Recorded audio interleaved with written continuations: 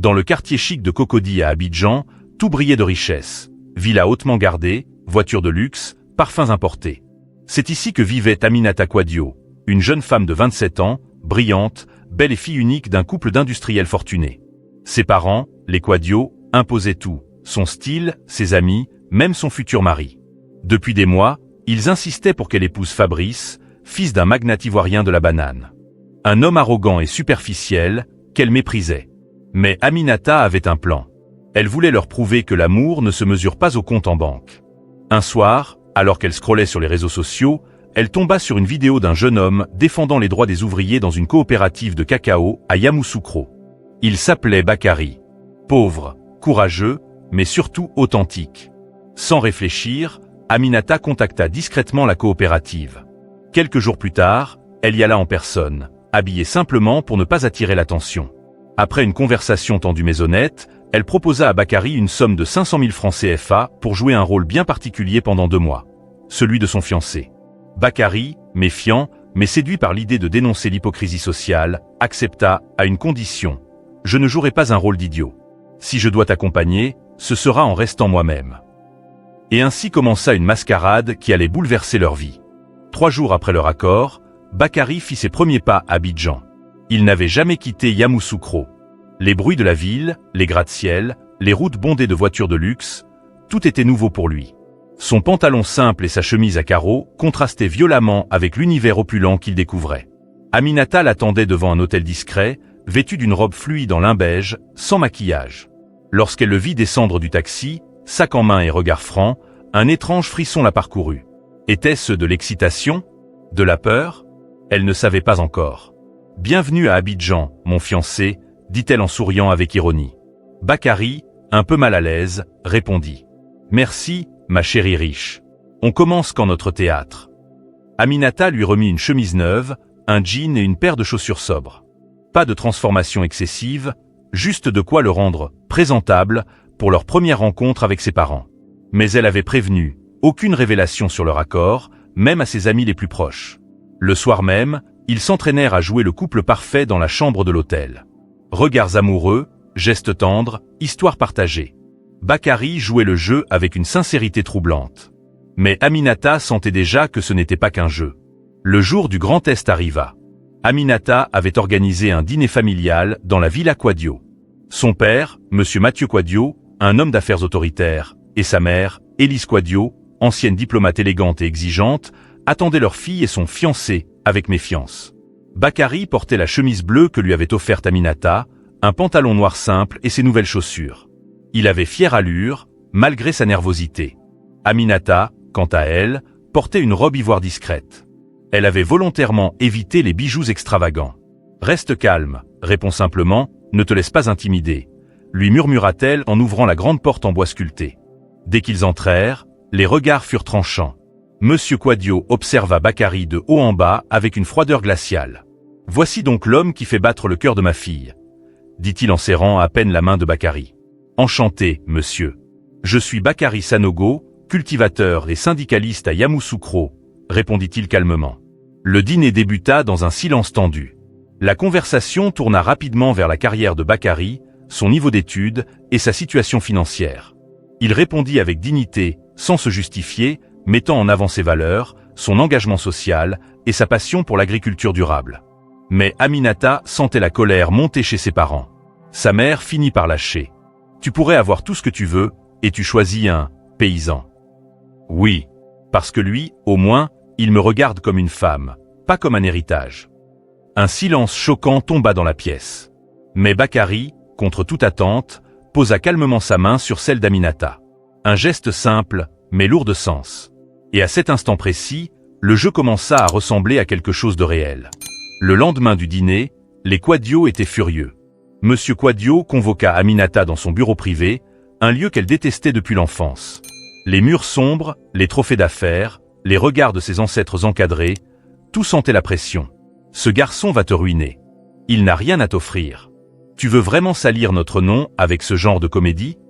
Aminata, les bras croisés, répondit sans ciller. Ce n'est pas une comédie, papa.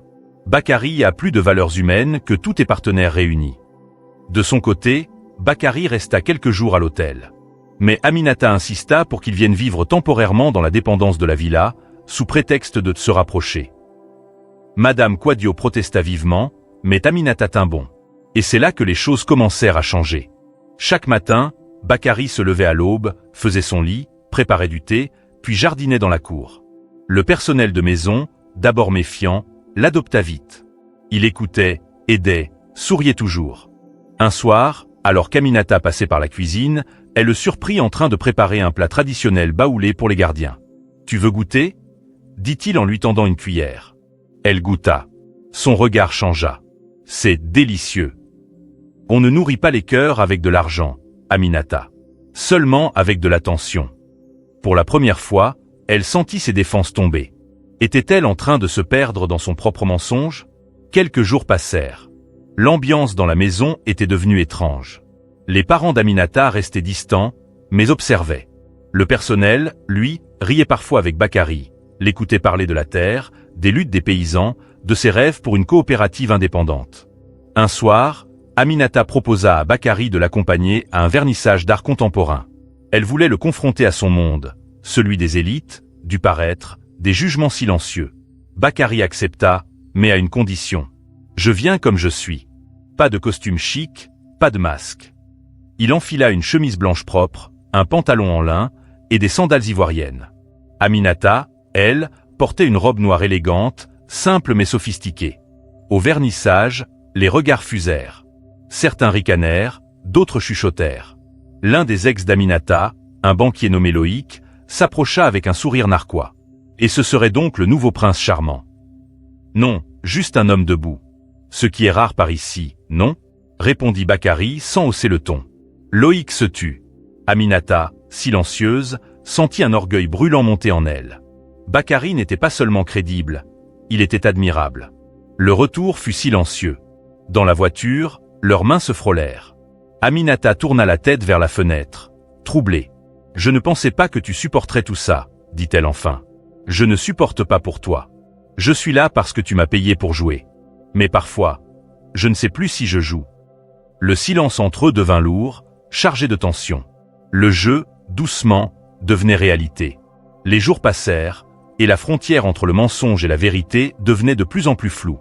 Aminata, d'ordinaire si forte, se surprenait à chercher Bakary du regard, à écouter ses histoires comme si elles valaient plus que toutes les conversations mondaines qu'elle avait subies jusqu'alors. Mais un soir, tout bascula. Elle le retrouva dans la petite cour, assis seul sous le manguier. La lune brillait doucement sur sa peau. Il tenait entre ses doigts une lettre froissée. En s'approchant, elle reconnut une photo à moitié cachée, une femme avec un enfant. « Qui sont-ils » demanda-t-elle doucement. Bakary releva la tête, hésita, puis dit calmement. « Ma sœur et son fils. Elle est morte en couche. Je l'ai enterrée moi-même. » Il ne disait pas ça pour attirer la pitié. C'était juste la vérité. « Tu fais tout ça pour les aider, hein ? J'ai accepté ton marché pour gagner un peu de dignité pour eux. Pas pour devenir ton trophée. » Aminata recula, piquée au cœur. Elle n'avait jamais réfléchi à ce que ce plan coûtait réellement à Bakary. Pour elle, c'était une leçon à ses parents. Pour lui, c'était une immersion dans un monde qui le jugeait à chaque pas. « Tu veux arrêter » demanda-t-elle, presque en chuchotant. Il la regarda longuement. « Non. Mais arrête de croire que je suis juste ton arme contre eux. Je suis un homme. Pas un pion. » Elle resta sans voix. Pour la première fois, elle sentit que c'était elle qui jouait un rôle. Et que lui était simplement vrai. Depuis leur conversation sous le manguier, quelque chose avait changé. Aminata n'arrivait plus à le regarder comme avant. Le jeu qu'elle avait lancé commençait à la consumer. Chaque regard de Bakary, chaque parole, semblait la ramener à une vérité plus profonde que tous les discours qu'elle avait entendus de la bouche de ses parents ou de ses amis. Mais tout ne tournait pas rond. Un matin, alors qu'elle quittait la maison pour aller travailler, elle surprit une conversation entre sa mère et un détective privé. « Nous devons savoir qui il est vraiment. D'où il vient. Ce qu'il cache. Ma fille est manipulée. » Le sang d'Aminata ne fit qu'un tour. Elle entra dans le salon, furieuse. « Tu fais suivre Bakary maintenant. Je protège ma fille. Ce garçon te trouble. Il n'est pas de ton monde. Justement, c'est peut-être ça dont j'ai besoin, un monde différent du vôtre. » Elle sortit en claquant la porte. Mais le mal était déjà fait. Le soir même, elle avertit Bakary de ce qu'elle avait entendu. Ma mère a lancé une enquête sur toi. Elle ne te fait pas confiance. Et toi, tu me fais confiance?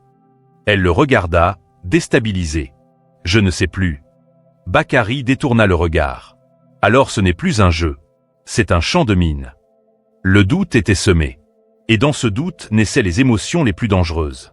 Face à la pression familiale et à ses propres émotions, Aminata prit une décision radicale. Retourner à Yamoussoukro avec Bakary ne serait-ce que pour quelques jours. Elle voulait voir son monde, comprendre d'où il venait. Pas pour le juger, mais pour le comprendre vraiment.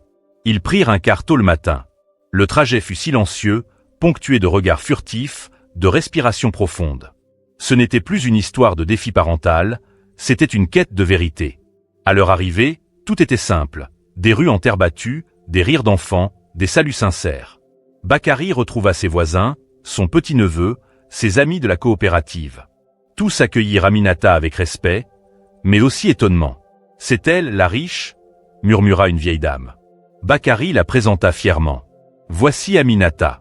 Elle m'a sauvé la vie, d'une certaine manière. » Pendant 2 jours, elle le vit enseigner aux enfants, réparer une pompe, tenir une réunion avec des agriculteurs. Il parlait avec passion, défendait des causes concrètes, loin du théâtre bourgeois d'Abidjan.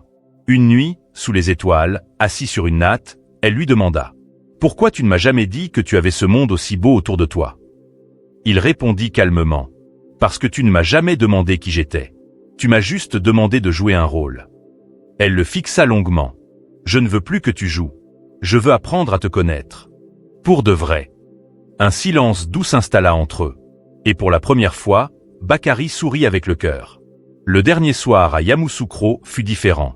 Il y avait une chaleur dans l'air, pas celle du climat, mais celle des choses non dites. Aminata et Bakary étaient assis au bord du marigot, là où ils venaient souvent méditer. Le silence entre eux n'était plus pesant. Il était plein, chargé de sens, de promesses timides. « Tu sais ce qui me trouble ?» demanda Aminata, fixant l'eau. « Non. Dis-moi. Ce n'est plus pour mes parents que je t'ai amené dans ma vie. Je crois que c'est pour moi. » Bakary la regarda longuement. « Alors, ce n'est plus un jeu. Non. C'est devenu quelque chose de réel.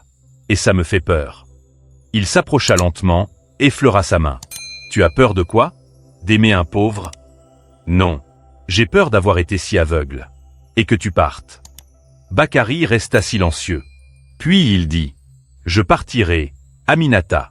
Le contrat prendra fin. Mais moi, je ne serai plus le même. Et toi non plus. » Elle sentit ses yeux picoter. Pour la première fois, elle se rendit compte que l'argent n'avait rien acheté. Ni respect, ni admiration, ni amour. Elle le regarda droit dans les yeux. « Si tu pars, je veux que ce soit toi qui décides. Pas le contrat. Pas mes parents. Toi. » Un instant suspendu. Puis Bakary se leva, l'aida à se relever, et dit doucement. « Demain, on rentre à Abidjan. Et là-bas, on verra si notre vérité tient toujours debout. » Le retour à Abidjan fut silencieux, mais plein de promesses. Aminata et Bakary ne se tenaient pas la main, ne se regardaient pas trop. Mais leur complicité était désormais palpable, naturelle, vraie. À peine arrivés dans la villa Quadio, l'atmosphère redevint glaciale. Monsieur Quadio les attendait dans le salon, un dossier en main. « Tu crois vraiment que tu peux nous ridiculiser, Aminata? J'ai tout ici. » Il jeta le dossier sur la table basse. Dedans, des photos, des témoignages, et même une copie du contrat signé entre elle et Bakary. Le cœur d'Aminata se serra. « Vous avez fouillé nos vies. J'ai protégé ton avenir. Cet homme t'a menti. Il a accepté d'être acheté. C'est un imposteur. » Bakary se leva, la voix posée mais ferme. « Non, monsieur. J'ai accepté un contrat, oui. Mais je n'ai jamais menti sur qui je suis. Vous avez menti à votre fille toute sa vie sur ce qu'est l'amour, la dignité, le respect. » Aminata se retourna vers ses parents, furieuse. « Il a plus d'honneur que vous deux réunis. Vous avez tout tenté pour m'éloigner de lui. Mais vous ne pouvez pas acheter un cœur qui a choisi. » Un silence pesant suivit. Le visage de Monsieur Quadio était rouge de colère, mais sa femme, elle, paraissait troublée. « Tu comptes vraiment rester avec lui ?» murmura-t-elle, presque émue. Aminata hocha la tête. « Je ne sais pas s'il m'aime. Je ne sais même pas encore si je l'aime. Mais je sais qu'il me respecte. Et ça, je ne l'ai jamais trouvé ici. » Bakary regarda Aminata, touché. Ce jour-là, le masque tomba pour de bon. Mais ce n'était pas le sien. c'était celui de toute une famille. Après l'affrontement, le silence s'installa dans la Villa Quadio pendant plusieurs jours. Aminata resta dans sa chambre, évitant les repas en famille. Bakary, lui, préféra loger à l'hôtel à nouveau, le temps que les choses se calment. Mais dans son cœur, tout s'agita. Il repensait à chaque mot qu'il avait dit, à chaque regard d'Aminata. Était-il en train de tomber amoureux? Lui qui avait accepté cette farce pour sauver sa famille, n'était-il pas devenu l'homme d'une femme qu'il n'aurait jamais osé approcher? Aminata, de son côté, n'avait plus aucun doute. Elle ne voulait pas d'un mariage arrangé, ni d'un héritier d'affaires. Elle voulait quelqu'un de vrai. Et ce quelqu'un, c'était Bakary. Un matin, elle sortit de la maison et le retrouva à l'hôtel. Il ouvrit la porte, surpris. « Je viens te dire une chose, Bakary. »« Vas-y, je t'écoute. » Elle prit une grande respiration. « Si tu veux partir, je ne t'en empêcherai pas. Mais sache que je ne regrette rien. Pas le contrat, pas l'humiliation, pas même la douleur. Parce que tu m'as ouvert les yeux. » Il la regarda, les yeux brillants. « Et si je reste ?» Elle s'approcha, lentement. « Alors restons, ensemble. Mais cette fois, sans contrat, sans plan.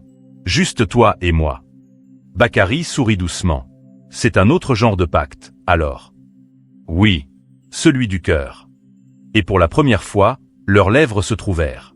Ce n'était pas la passion d'un coup de théâtre. C'était la tendresse d'une certitude nouvelle. À partir de ce jour, Aminata et Bakary décidèrent de vivre leur relation au grand jour. Fini les cachotteries, les faux-semblants, les contrats. Ce n'était plus une histoire de revanche, mais une histoire de deux cœurs issus de mondes opposés, et pourtant si proches. Mais l'amour ne suffit pas toujours à éteindre les jugements. Leurs amis, les collègues d'Aminata, même ses clientes les plus fidèles, commencèrent à murmurer. Certains la traitèrent de capricieuse, d'autres des inconscientes. Une amie proche lui dit même « Tu ne peux pas tout risquer pour un homme qui vient de rien. Justement, il vient de loin, pas de rien.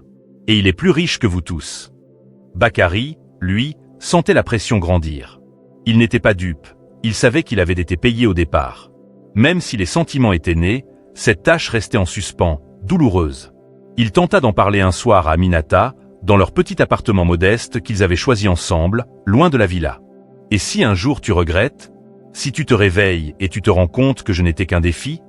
Elle posa sa tête sur son épaule, douce. « Alors je me réveillerai et je recommencerai à te choisir.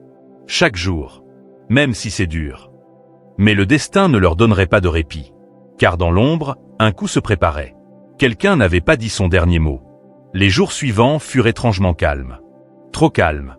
Jusqu'au jour où Aminata reçut un appel paniqué de l'un de ses clients importants. « J'ai entendu dire que ta société est mêlée à une fraude bancaire? Qu'est-ce que c'est que cette histoire? De quoi parlez-vous » Le choc. En quelques heures, des documents falsifiés, des comptes bancaires en lien avec le nom de Bakary apparurent sur les réseaux sociaux. Une rumeur implacable s'installa. Bakary aurait utilisé Aminata pour infiltrer ses affaires et détourner de l'argent. La presse s'en mêla. Des blogueurs, des chaînes locales, des vidéos YouTube pullulaient. Tout semblait bien orchestré. Mais ce que Bakary ignorait, c'est que Loïc, l'ex d'Aminata, était derrière cette attaque. Enragé d'avoir été publiquement humilié par un simple villageois, il avait juré de détruire Bakary. Il avait payé des informateurs, trafiqué des relevés, et acheté le silence de certains journalistes. Aminata, elle, ne céda pas. « Je sais que tu n'as rien fait. Je te crois. » Mais Bakary, brisé par l'ampleur du scandale, fut arrêté pour enquête. Les policiers débarquèrent à leur appartement au petit matin. Menotté, il se tourna vers Aminata. « Si je ne reviens pas, n'oublie jamais que je n'ai pas triché. Ni sur l'argent, ni sur toi. » Elle éclata en sanglots.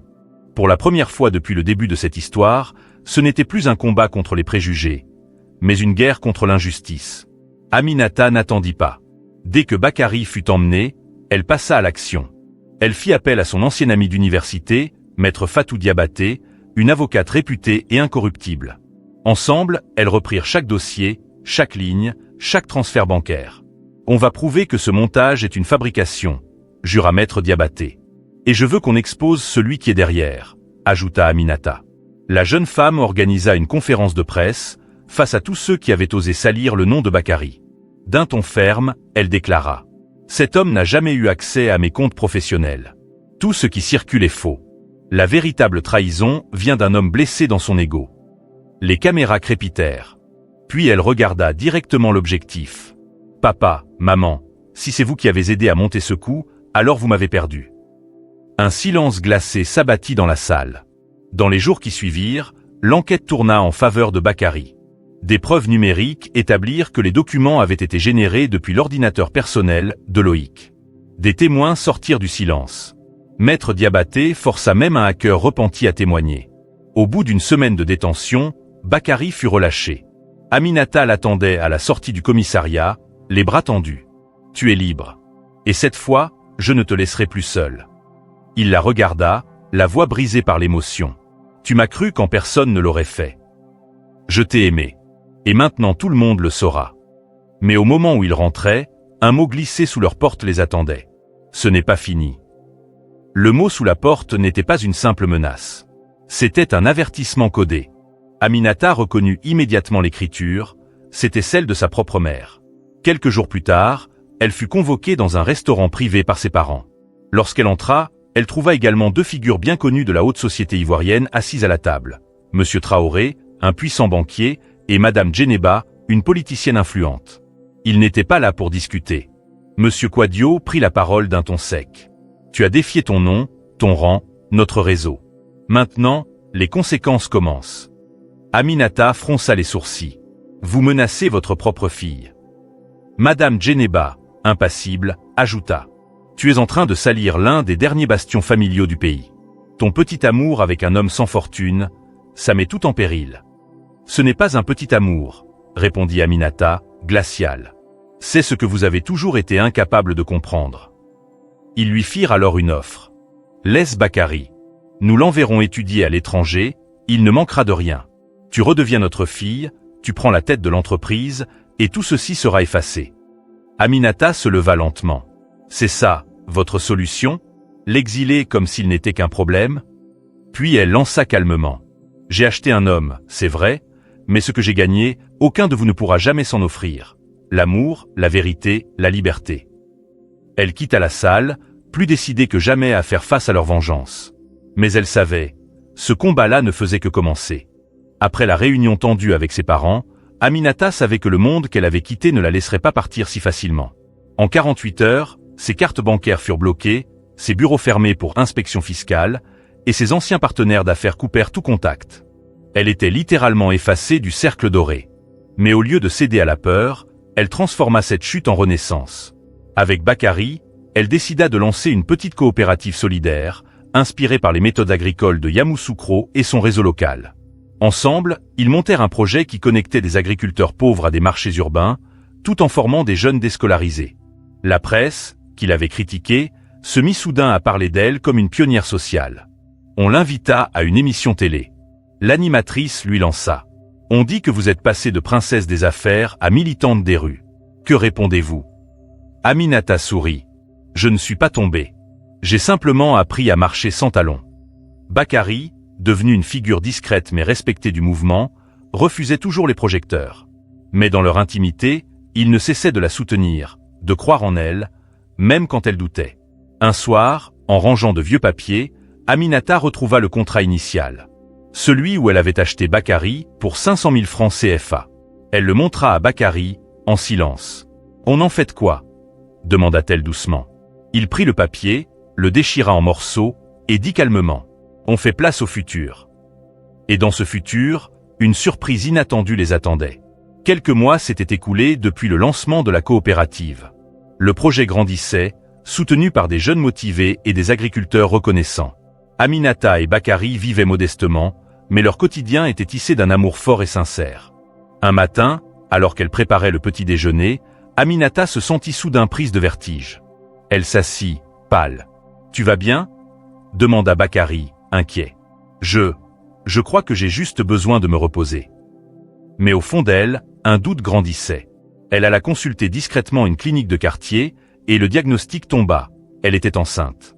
Les larmes lui montèrent aux yeux. Pas de peur. Pas de panique. Juste une vague de tendresse, de vertige et de fierté. Quand elle l'annonça à Bakary ce soir-là, il resta un instant figé, puis s'approcha, les mains tremblantes. « Tu veux dire que nous allons avoir un enfant ?»« Oui. Et je ne veux pas qu'ils grandissent entre le luxe et le mensonge. Je veux qu'ils connaissent la vérité, l'amour, comme ce que nous avons bâti. Bakary la serra dans ses bras, fort. Alors il connaîtra ça. Je te le promets. Mais la nouvelle ne resta pas secrète bien longtemps. Quelqu'un les surveillait toujours. Et cette grossesse allait devenir le levier de la dernière attaque des Quadio. Un enfant, un héritier hors mariage, pour eux, c'était inacceptable. Lorsque la famille Quadio apprit la grossesse d'Aminata, une onde de choc parcourut leur cercle. Ce n'était plus simplement une rébellion de leur fille. C'était une lignée en péril, selon leur tradition rigide. Monsieur Quadio convoqua un conseil de famille. Dans cette réunion glaciale, il annonça froidement: « Nous allons faire reconnaître cet enfant comme membre de notre lignée, avec ou sans le consentement du père. » Madame Quadio, pourtant d'habitude silencieuse, s'y opposa. « Tu n'as pas compris ? Ce n'est pas nous qui avons perdu Aminata. C'est elle qui nous a abandonnés pour choisir l'humanité. » Mais l'homme était inflexible. Il contacta un avocat, et une procédure judiciaire fut engagée pour réclamer la garde légale de l'enfant à naître, en prétextant l'incapacité financière et sociale du père. Lorsque la convocation arriva chez Aminata, elle fut d'abord sidérée, puis révoltée. « Ils veulent voler notre enfant avant même qu'il naisse. » Bakary, d'abord sous le choc, releva la tête. « Il croit que parce que je suis né pauvre, je suis incapable d'aimer et de protéger. Eh bien, cette fois, c'est moi qui vais les affronter. » Avec l'aide de Maître Diabaté, ils montèrent une contre-offensive juridique, droit parental, harcèlement moral, manipulation d'images publiques. Ce procès allait être le théâtre de leur dernier affrontement. Mais Aminata le savait, ce procès ne serait pas qu'une question de loi. Ce serait le procès d'un monde contre un amour. Le jour du procès, le tribunal était plein à craquer. Journalistes, anciens partenaires, curieux de tous bords. Tous voulaient assister à ce moment historique. La fille d'une dynastie de la haute société contre sa propre famille, pour l'amour d'un homme qu'elle avait un jour acheté. Aminata, enceinte de 6 mois, avançait aux côtés de Bakary, digne et fier. Lui, dans son costume simple mais élégant, tenait sa main avec une force tranquille. Le juge, un homme réputé pour son intégrité, ouvrit l'audience. « Nous sommes ici pour statuer sur une demande de transfert anticipé de garde d'un enfant à naître. Une première dans ce pays. » Les avocats des Quadio plaidèrent que l'enfant devait être élevé dans un environnement stable, éduqué et sécurisé, ce que, selon eux, Bakary ne pouvait pas offrir. Mais Maître Fatou Diabaté riposta avec puissance. L'enfant a besoin d'amour, pas de luxe. Et l'amour, il l'a déjà. Ce que veulent les Quadio, ce n'est pas protéger un bébé. C'est récupérer un symbole. Ils veulent contrôler ce qu'ils ne peuvent plus posséder, leur propre fille. Puis elle appela Aminata à la barre. Debout, droite, la jeune femme parla sans trembler. Mon père a cru qu'on pouvait acheter la loyauté. Moi, j'ai acheté un homme pour provoquer leur colère. Mais cet homme m'a rendu libre. Il m'a appris l'amour vrai. Et cet enfant que je porte sera le fruit d'un choix. Pas d'un héritage. Le silence fut total. Même Monsieur Quadio, pour la première fois, baissa les yeux. Le juge leva l'audience et annonça que le verdict serait rendu le lendemain. Une nuit d'attente, suspendue à l'écho de tout ce qu'ils avaient combattu. Le lendemain matin, le tribunal était aussi rempli qu'à la veille. Les visages tendus, les caméras braquées, les réseaux sociaux en ébullition. Tout un pays retenait son souffle. Le juge entra, ouvrit son dossier, et après un silence solennel, déclara: « Le tribunal rejette la demande de la famille Quadio. Il n'existe aucune preuve de danger pour l'enfant à venir. La garde parentale restera naturellement avec les parents biologiques. » Des applaudissements discrets éclatèrent dans la salle. Aminata, les yeux remplis de larmes, serra la main de Bakary. Ce n'était pas une victoire contre sa famille. C'était une victoire pour elle-même. Pour eux. Les Quadio quittèrent la salle en silence, leur fierté plus amère que jamais. Madame Quadio, à l'écart, regarda une dernière fois sa fille et murmura, trop bas pour être entendue. « Peut-être que tu avais raison. » Quelques mois plus tard, dans une petite clinique de quartier, Aminata donna naissance à une petite fille, Séna, qui portait le nom de la grand-mère de Bakary. Un geste d'amour, de mémoire, de transmission. Bakary la tenait dans ses bras, tremblant. « Tu penses qu'elle comprendra un jour d'où elle vient ?»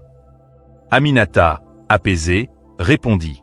Elle saura que son père n'a pas été acheté, mais choisi. Que son existence a bousculé des traditions et vaincu l'arrogance. Elle saura que l'amour peut naître du pire et grandir dans la lumière. Et dans cette lumière-là, Aminata et Bakary jadis liés par un faux contrat, devinrent les architectes d'un futur où l'amour ne se vendait plus, mais se transmettait.